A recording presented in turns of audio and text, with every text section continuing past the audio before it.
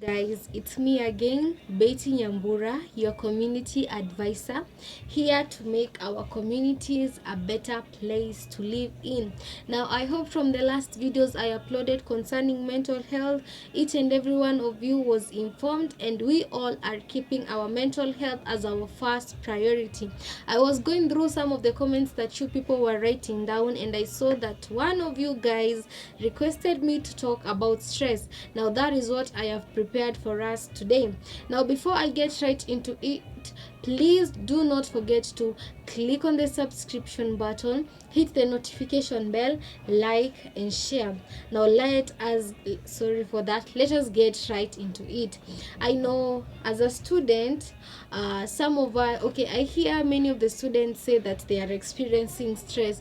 Okay, it occurs mostly when we are about to do our exams. You see them say ati your exam inanipatia stress, or maybe some of you have heard your parents saying that their line of business is actually giving them stress, or now during the long holiday for the high schoolers and the primary children, the parents are saying that hey, watoto wananipatia stress, heri hata warudi shule. And I know that some of you don't actually know that you being able to achieve a goal that you had set is a type of stress. Okay, we are going to look at it. Now, what is stress? Stress is the body's way of reacting to challenges and threats that causes feelings of tension and pressure. It can make one feel anxious or overwhelmed. Now let us talk about the types of stress. There is a stress that is known as acute stress. So acute stress, this is a short-term stress that arises from immediate pressure or threats. For example, meeting a deadline or being faced with a sudden challenge. As a student, I know that lecturers give us assignments, and they require us to do it within a period of time or a certain duration of time that they have set. Or I know some of you who are watching me are already done with their school, and they are out there working, and they are given projects to do, and they are required to have completed it by their bosses or their senior people in their line of business within a certain time of within a certain duration of time. Now, being that meeting of a deadline, that pressure that is within, because you are required to finish that thing that you are given, or being faced with a sudden challenge, it was not there, it just occurred abruptly.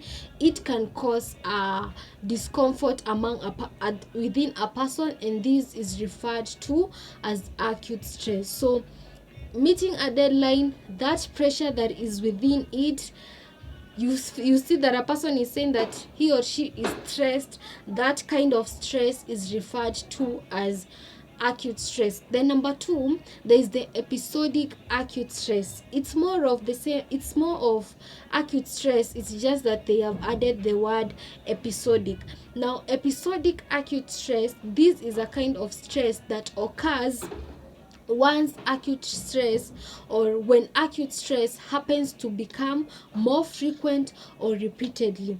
We have given an example of an acute stress, for example, meeting of a deadline. Now, meeting of this deadline, once the pressure keeps on occurring each and every time, it causes episodic acute stress.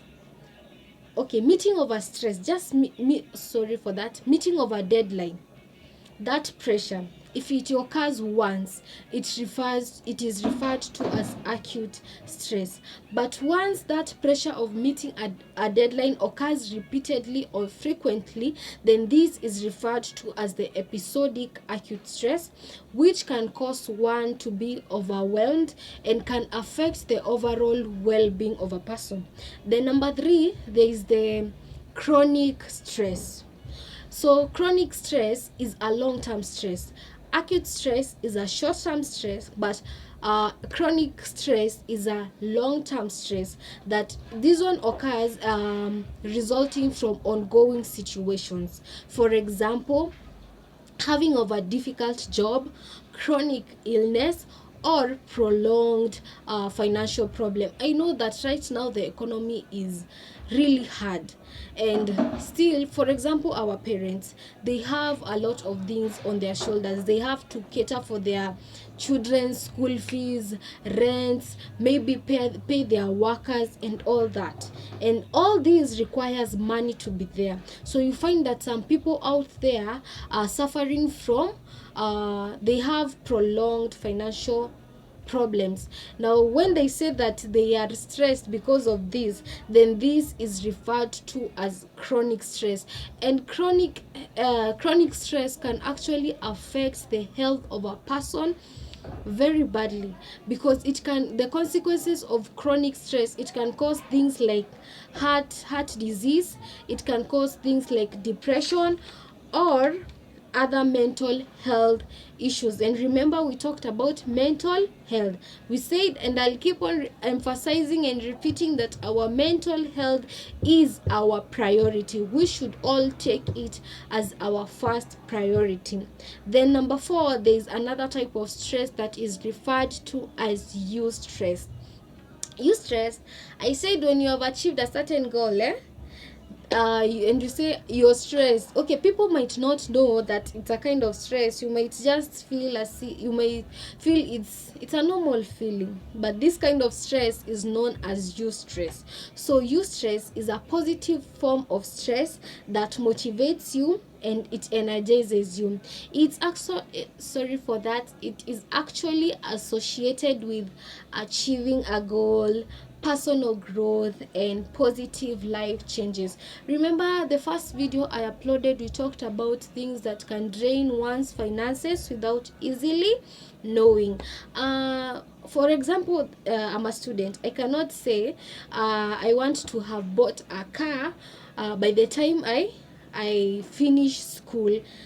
That's not a realistic goal, right? But when I say 10 years from now, and then I achieve it, that achieving of that goal, that happiness, that thing that motivates you and energizes you, this kind of stress is known as eustress. Okay, or maybe planning of a wedding and it succeeds, preparing for a marathon, a training, this is referred to as eustress.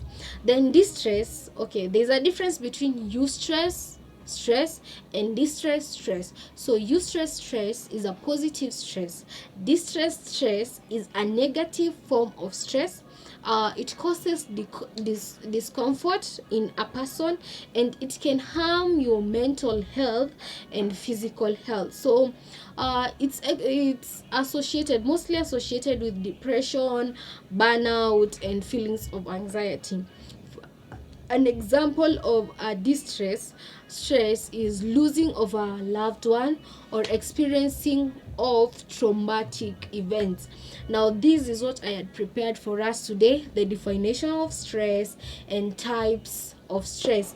Now the next time we are going to look at how to manage stress, and it's good to know the types of stress that are there, because knowing the types of stress will help you manage your stress effectively and help you live a balanced life.